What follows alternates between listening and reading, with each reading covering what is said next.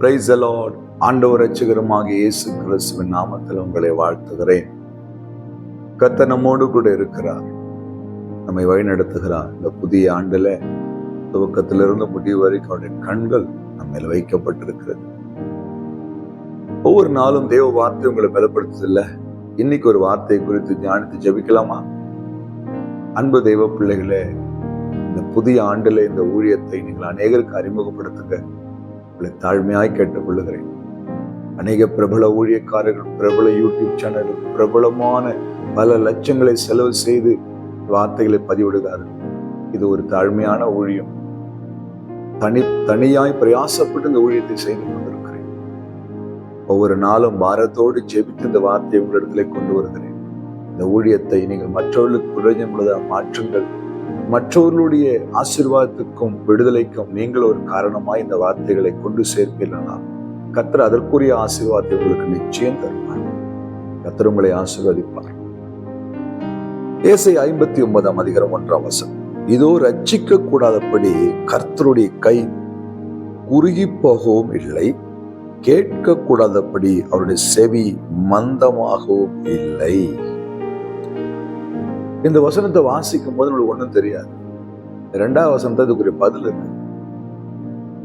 ரட்சிக்க முடியாதபடி, தேவன் எனக்கு ஒரு நன்மை செய்ய முடியாதபடி அவருடைய கை குறுகி போகவில்லை. என் ஜெபத்தை கேட்க முடியாதபடி அவர் காதுகள் மந்தமாகவும் இல்லை, செவிடாகவும் இல்லை. அப்படி இருக்கும்பொழுது ஏன் எனக்கு பதில் கிடைக்கல? மோசேயை பார்த்து கர்த்தர் சொன்னார், மோசே, என் கை குறுகி போயிடுச்சா? என் வாக்கின்படி நடக்குமோ நடக்காதான்னு சந்தேகப்படுறியா? ஆண்டவர் கேட்கிறார். அப்படின்னு என்ன அர்த்தம்? நான் சர்வ வல்லமையுள்ள தேவன், ஆல் மைட்டி ஜீசஸ். என்னால கூடாத காரியம் ஒண்ணு இல்லப்பா. நான் தான் அண்ட சராசரங்களை உருவாக்கினவன், உலகத்தை உருவாக்கினவன். இந்த வசனத்துல பார்க்கும்போது ரட்சிக்க கூடாதபடி கர்த்தருடைய கை குறுகி போகவில்லை, காதுகள் மந்தமாகவில்லை. அப்படின்னா ஏன் எனக்கு பதில் வரல? அடுத்த வசனம் சொல்லுங்க, அக்கிரமங்களே, உங்கள் மீறுதல்களே நமக்கும் அவருக்கும் இடையிலே ஒரு சுவரை, பிரிவினையை உண்டாக்கி அவர் கேட்கக்கூடாதபடி, பார்க்க கூடாதபடி இந்த அக்கிரமம் நம்மை தடுத்து கொண்டிருக்கு. அப்படின்னா என் ஆண்டவர் எனக்கு ஒரு அற்புதத்தை அவர் கைகளை கொண்டு செய்யணும்னா, என் விண்ணப்பத்திற்கு அவர் காதுகளில் கேட்டு எனக்கு பதில் வரணும்னா, என் அக்கிரமத்தை என்னிலிருந்து அகற்றி, என் தேவன் விரும்பாத காரியங்களை என்னை விட்டு அகற்றி, அவர் விரும்புகிற பரிசுத்தத்தோடு ஒரு வாழ்க்கையை வாழ என் வாழ்க்கையை ஒப்பு கொடுக்கும் பொழுது என் தேவனுடைய கரங்கள் எனக்கு நேராய் நீட்டப்படும். என் தேவனுடைய செவிகளில் என்னுடைய கூக்குரலும் விண்ணப்பம் போய் சேரும். தாவீது அந்த ஏழை கூப்பிட்டான், கர்த்தர் கேட்டு எல்லா இடுக்கண்ணிலும் நீக்கி அவனை ரட்சித்தார். ஏன் கூப்பிட்டோன்னு பதில் வருது? அக்கிரமத்தை தன்னிலிருந்து அகற்றப்பட்டார்.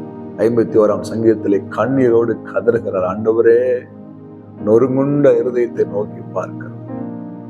உடைய பரிசுத்த ஆவியானவர் என்னை விட்டு எடுத்து போடாமல், உடைய சமூகத்தை விட்டு என்னை தள்ளாமலும் வரும். என் தாய் என்னை பாவத்திலே கர்ப்பந்தரித்தார். தன் பாவத்தை அறிக்கை செய்து கண்ணீரோடு மனம் மாறி ஆண்டவருடைய இரக்கத்தை பெற்றுக் கொண்டது நிமித்தமாய் கூப்பிட்ட உடனே பதில் கிடைக்கும். நாம் சரியா இருக்கிறோமா? ஏதோ ஒரு காரியம், ஏதோ தேவன் விரும்பாத ஒரு காரியம் அவருக்கும் நமக்கும் இடையில நின்று கொண்டிருக்கிறது. அது நம்முடைய ஆசீர்வாதத்தை தடுக்குது. ஆண்டவர் நமக்கு பதில் கொடுக்க முடியாதபடி தடுக்குது. இன்றைக்கு ஒரு ஜெபத்தோடு கூட, ஒப்பு கொடுத்ததோடு கூட அதை அகற்றி போடுவோமானால் கர்த்தர் அற்புதம் செய்வார். யோசுவா சொன்னார், இன்றைக்கு உங்களை பரிசுத்தம் படுத்திக் கொள்ளுங்கள், நாளைக்கு கர்த்தர் நம் நடுவிலே அற்புதம் செய்வார். ஆண்டவர் உங்களுக்கு ஒரு அற்புதம் செய்யணுமா? அது சின்ன காரியமா இருக்கலாம், பெரிய காரியமா இருக்கலாம். ஒப்பு கொடுங்க, தூக்கி தூரம் போடுங்க.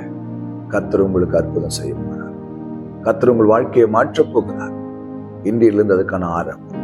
கண்களை முடிச்சாமல்லாமா? அன்பும் இரக்கமுள்ள ஆண்டவரே, கைகள் குறுகி போகல, செவிகள் மந்தமாகல, எங்களுடைய அக்கிரமங்களும் பாவங்களும் அதற்கு குறுக்கே நிற்கிறதை பார்க்கிறோம். இன்றைக்கு நம்முடைய இரத்தத்தினாலே ஜெபிக்கிற ஒவ்வொரு பிள்ளைகளையும் அடியானையும் கழுவி சுத்திகரி. கர்த்தர் எங்களுக்கு பதில் கொடுப்பீராக. இயேசு கிறிஸ்துவின் நாமத்தில் பிதாவே, ஆமென். ஹல்லேலூயா. God bless you.